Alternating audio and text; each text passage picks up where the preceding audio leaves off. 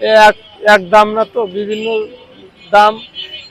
যে জিনিস কিনতে যাবেন ওইসব কিনতে গেলে মনে করেন যে 500 টাকা নিয়ে গেলে সারাদিন ইনকাম করি, 500 টাকা নিয়ে বাসায় গেল, যে মনে করেন যে আমার সংসারে 2 কেজি চাউল লাগে, 2 কেজি চাউলের দাম 120 টাকা, নর্মালে কিনলেও 60 টাকা কেজি।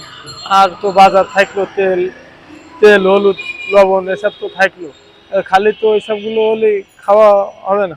মনে করেন যে 500 টাকায় বাজার হয় না। এখন এই যে দামগুলো ঊর্ধ্বগতি এটা হইতেছে কেন, বাড়তেছে কেন? এটা বাড়তেছে কেন, নির্দিষ্ট যদি একটা সরকার থাকে বুঝছেন, সেই সরকার তো আপনার রেট ফেলি দেবে।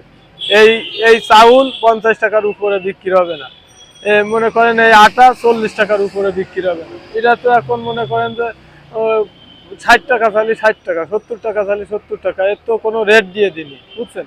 এই কারণে যার কাছে যা বিক্রি করি পারে, 1 কেজি আলু কিনতে গেলে মনে করেন যে 80 টাকা, 80 টাকার কম নেই।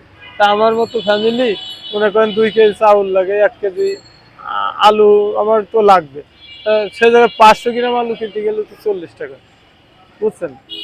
টাকায় ইনকাম করে পারি না, ইনকাম করে যা হয় তাতে বাজার হয় না। এখন যে ইনকাম করতেছে এ অনুযায়ী কি ফ্যামিলি ভালোভাবে চলতে পারতেছে?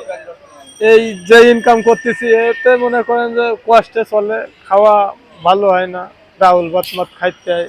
সবসময় তো আর ভালো মন্দ খাওয়া যায় না, ভালো মন্দ তো আমরা তো সবসময় খাই না, তারপরেও চেষ্টা করি।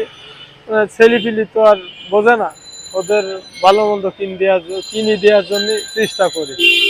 500 টাকা 600 টাকা ভালো বাজার হয় না বুঝছেন।